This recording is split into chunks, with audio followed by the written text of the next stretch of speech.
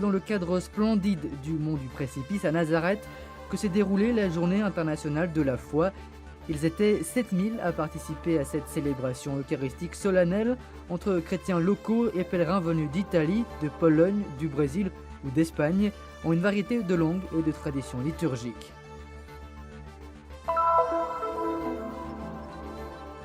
En Terre Sainte, pour recevoir de nouvelles impulsions et chercher des réponses à donner au monde d'aujourd'hui, de son leader du renouveau charismatique catholique international se sont donné rendez-vous à Bethléem en vue de leur jubilé d'or. Dénoncer une loi injuste par le biais de portraits de familles qui y sont tous les jours confrontés, c'est l'objectif de l'exposition photo Families Interrupted pour permettre à ces familles palestiniennes la possibilité de s'exprimer. Jifna, un village aux portes de Ramallah, vante une ancienne tradition et une population chrétienne active. Guidés par le père Firas, les catholiques de Jifna sont particulièrement dynamiques au sein de la vie du village. Entre les rayons des archives historiques de la custodie de Terre Sainte à la découverte d'un patrimoine d'une énorme valeur artistique et historique qui témoigne de la présence ininterrompue des franciscains sur les lieux saints.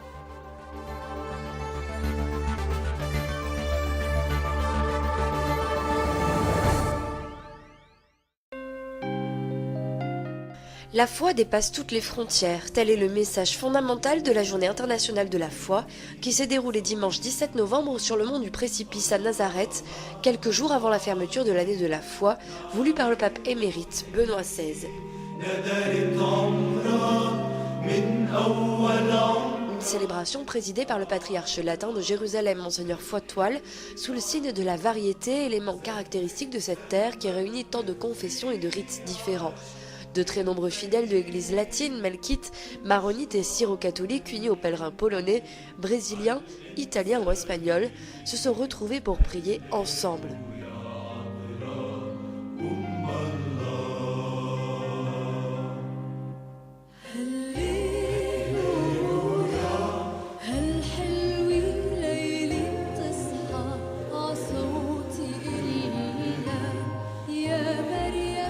Près de 7000 fidèles d'Israël et des territoires palestiniens ont participé à cette célébration enrichie par la lecture du message personnel du pape François envoyé pour l'occasion.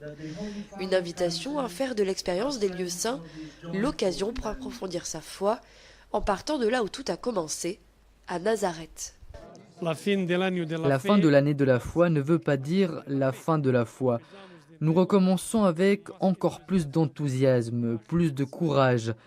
Je suis très content que cette célébration ait été si œcuménique, avec tous les rites orientaux. Nous sommes très heureux et très reconnaissants aussi envers le ministère du Tourisme d'avoir préparé toutes les infrastructures.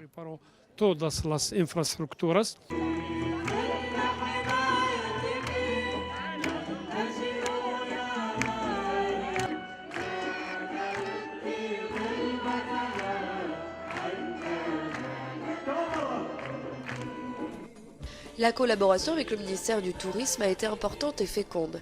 C'est la première fois en effet que le patriarcat et les autorités civiles israéliennes collaborent pour l'organisation d'un événement religieux.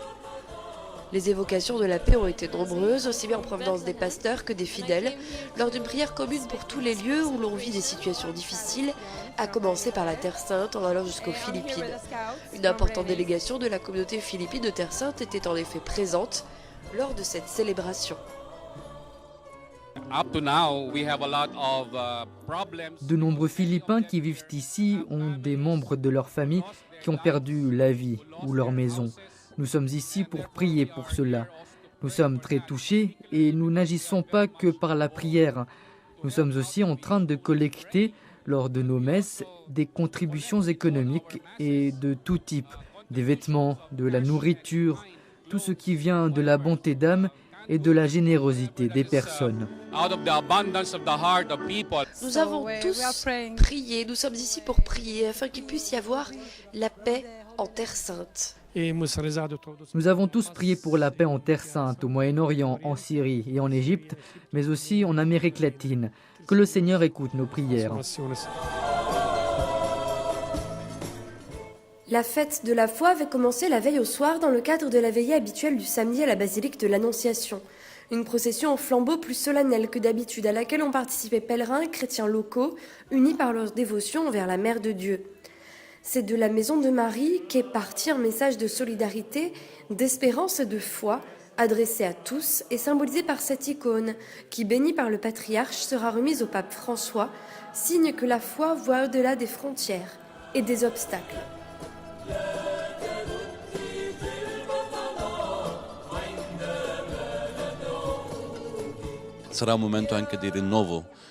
C'est un moment de renouvellement de notre foi, pour qu'il soit le point de départ d'une foi plus solide. Car au cœur de toutes les difficultés que nous vivons au Moyen-Orient, cela peut être un moment de grâce et de prière pour toutes les personnes qui témoignent par leur foi comment être chrétien au Moyen-Orient. L'icône que nous présentons au pape est une icône qui sort du cœur de ce pays et nous espérons qu'elle puisse être contemplée par le pape qui est vraiment très aimé dans notre pays.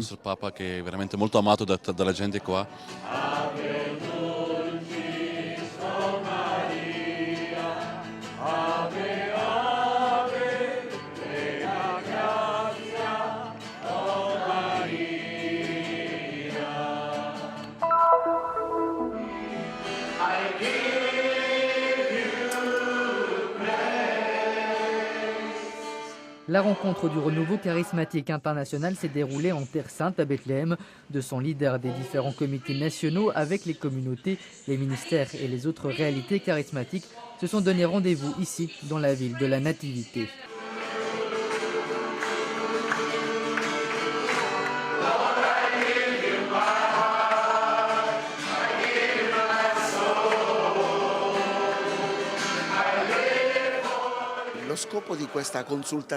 Le but de cette consultation prophétique est de se mettre ensemble à l'écoute du Seigneur. Depuis quelques années, nous avons ce désir, celui de nous préparer à ce que nous appelons le jubilé d'or du renouveau. Nous voulons nous préparer à dire au Seigneur que nous sommes prêts pour une nouvelle phase de notre vie. Aujourd'hui, en tant que personnes matures, nous voulons nous réunir et regarder les raisons pour lesquelles le Seigneur a inventé ce mouvement spirituel. Aujourd'hui, nous voulons demander au Seigneur où il nous emmène et qu'est-ce qu'il veut de nous. Vogliamo chiederci davanti al Signore, Signore, dove ci stai portando? Che cosa vuoi da noi?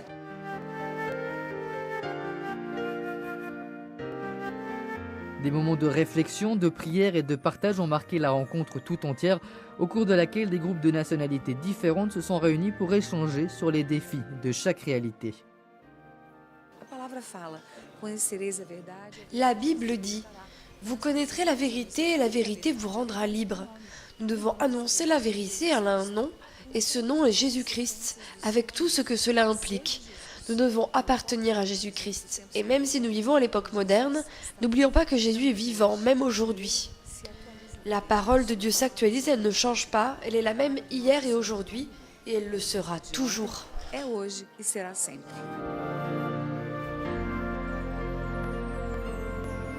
Plusieurs messes ont été célébrées dans l'église Sainte-Catherine à côté de la basilique de la Nativité.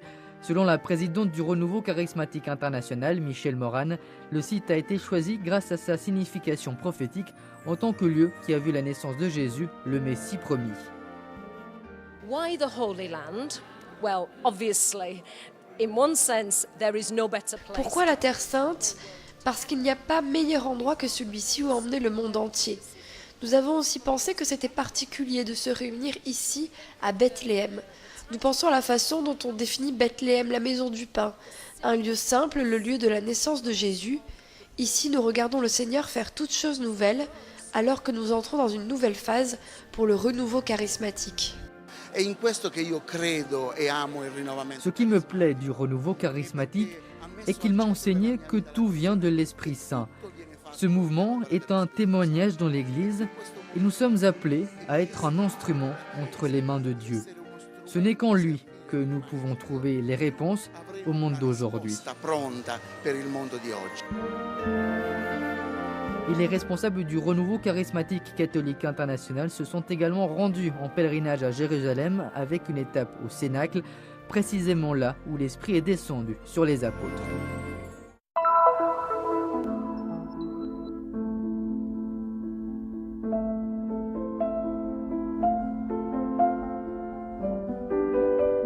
Une famille dans un cadre brisé, des enfants alignés devant un mur, une femme qui se couvre le visage.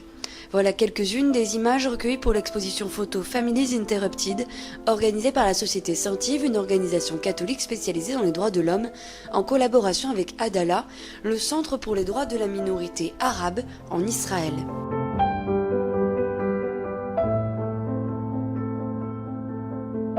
Une exposition mise en place pour témoigner des difficultés dans lesquelles vivent les familles des territoires palestiniens à cause des normes restrictives de la loi sur la citoyenneté.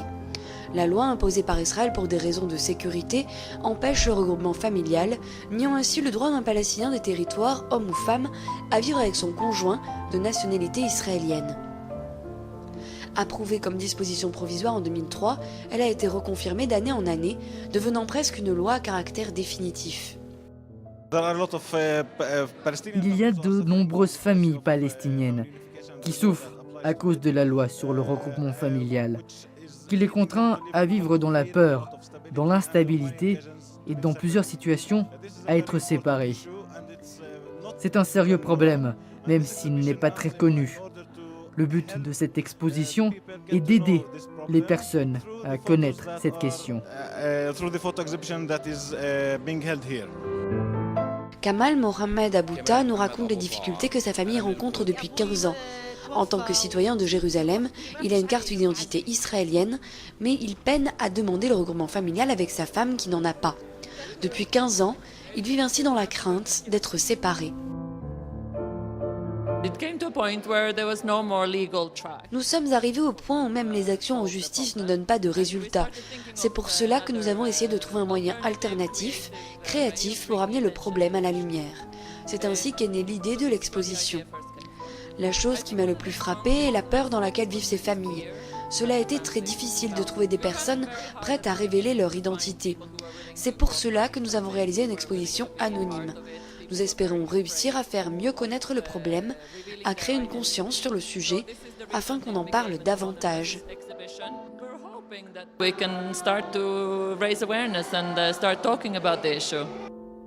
Ce qui ressort de ces clichés est la grande volonté des familles d'être des familles malgré les difficultés, dans l'espérance que les choses puissent un jour changer.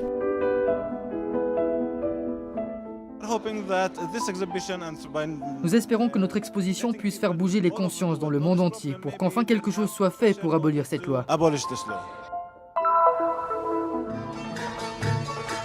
Aux portes de la ville palestinienne de Ramallah, entourée par de petites collines, on trouve deux villages chrétiens très anciens. Le premier, Birzet, accueille la célèbre université palestinienne. À quelques kilomètres de là, on arrive à Jifna. Son centre historique est témoin d'une longue tradition chrétienne, comme nous l'explique le curé du village, le père Firas Arida.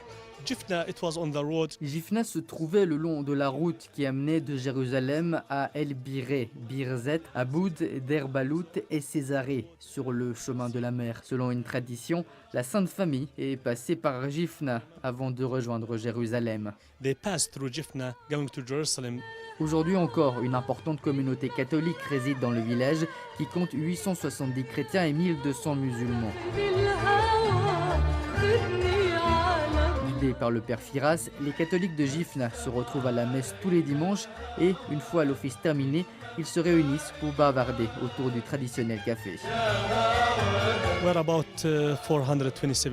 Il y a environ 427 paroissiens. La majorité d'entre eux travaillent dans le secteur agricole du côté de Ramallah. Les autres sont chez eux.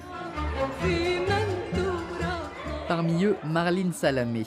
Chrétienne arménienne de Jérusalem, Marlene est devenue catholique quand elle s'est mariée.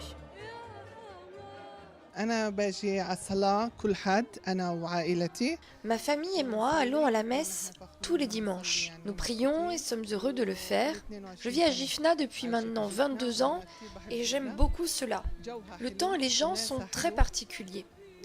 J'invite tout le monde à venir prier ici, dans notre église à Jifna.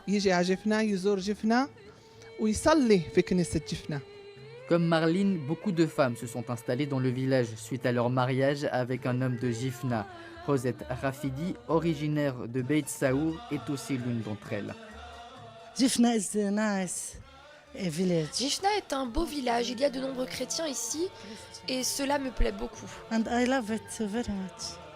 Marlene et Rosette, avec d'autres femmes du village, appartiennent à la Légion de Marie, une association catholique dont la spiritualité, comme son nom l'indique, a la Vierge comme point central.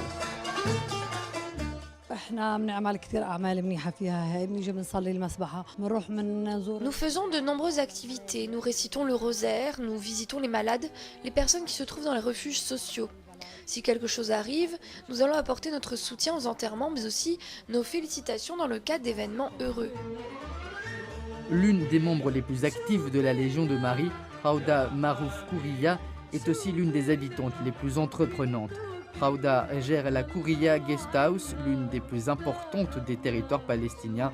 Depuis 4 ans, Rauda ouvre les portes de sa belle maison aux touristes du monde entier. Son objectif est de montrer aux visiteurs l'abondance de cette terre, à commencer par la fameuse hospitalité palestinienne. Je suis mariée et j'ai 2 enfants. Nous vivons dans cette maison. Nos chambres se trouvent à côté de celles de nos hôtes. Cela veut dire que nous partageons la maison, à la différence des autres guest house où les hôtes vivent séparément. Nous prenons ensemble le petit déjeuner. Cela nous donne la possibilité de parler avec eux, de partager avec eux le petit déjeuner traditionnel palestinien avec l'huile d'olive, les épices, le yaourt, le houmous et les falafels. Avec nos clients, nous partageons notre culture et la nourriture et nous leur racontons notre vie quotidienne. Rauda souhaite que les visiteurs remportent chez eux le souvenir d'un séjour tranquille et d'une visite palestinienne sereine. Un exemple concret qui va au-delà de l'image donnée par les médias.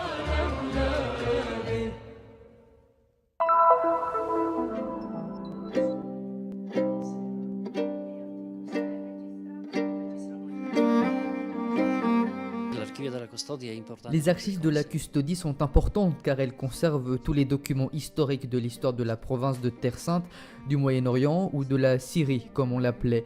Nous conservons des documents qui arrivent jusqu'en 1970, puis après cette date, ils sont conservés dans les archives du dépôt et dans ce que l'on appelle les archives vivantes du secrétariat de la custodie.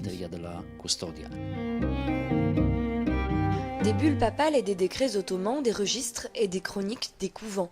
Dans les couloirs et parmi les rayons des archives historiques de la custodie de Terre Sainte, on recueille des siècles d'histoire. Le plus ancien de ces documents remonte à l'époque des croisades. Il s'agit de la bulle du pape Grégoire IX et nous sommes en 1230. C'est un beau document car il est la confirmation que les frères étaient déjà présents en Terre Sainte à cette époque. Avec cette bulle, le pape demanda aux princes présents en Terre Sainte protection et soutien pour les franciscains qui en étaient à leur premier pas, mais qui ne devaient plus quitter ces lieux. Une histoire marquée aussi par des difficultés, dont témoigne notamment ce document. Il a été produit par le sultan d'Istanbul en 1690. Le document redonne la propriété des lieux saints aux frères. Ils leur furent arrachés par les Grecs.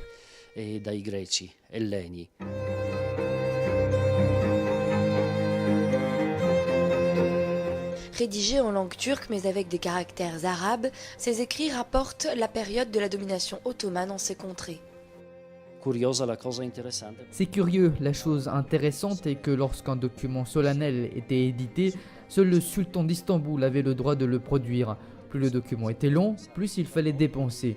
Ainsi, le document le plus long que nous avons mesure 11 mètres et 40 cm, un véritable rouleau avec des lignes écrites tous les 50 cm pour l'allonger le plus possible et le faire payer le plus cher.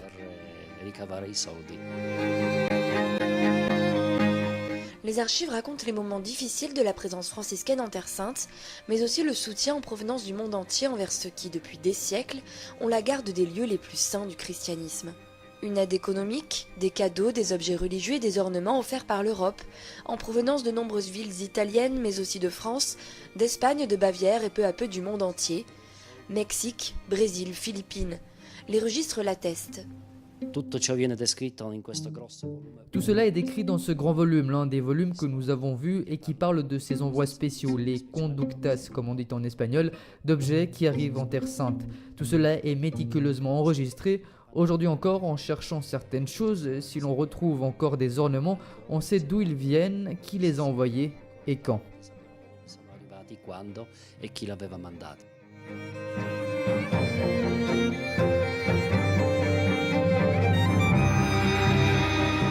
Quelques 3000 décrets, une centaine de bulles, les registres et les chroniques découvrant de la custodie du monde entier des milliers de documents.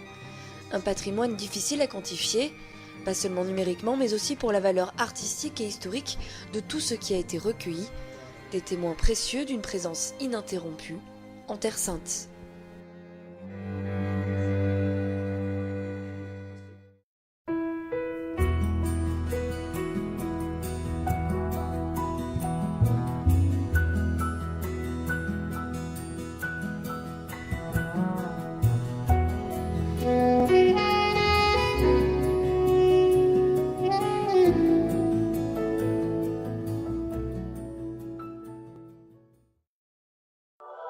Nous sommes ici pour faire connaître la Terre Sainte, pour donner une voix et une visibilité à l'Église mère de Jérusalem, aux chrétiens locaux et aux lieux saints. Nous sommes ici pour raconter les histoires nombreuses et souvent oubliées de ceux qui vivent au cœur des difficultés avec foi et courage. Nous sommes ici pour porter au monde entier l'espérance de la terre de Dieu. Soutiens ceux qui œuvrent au nom de la custodie de Terre Sainte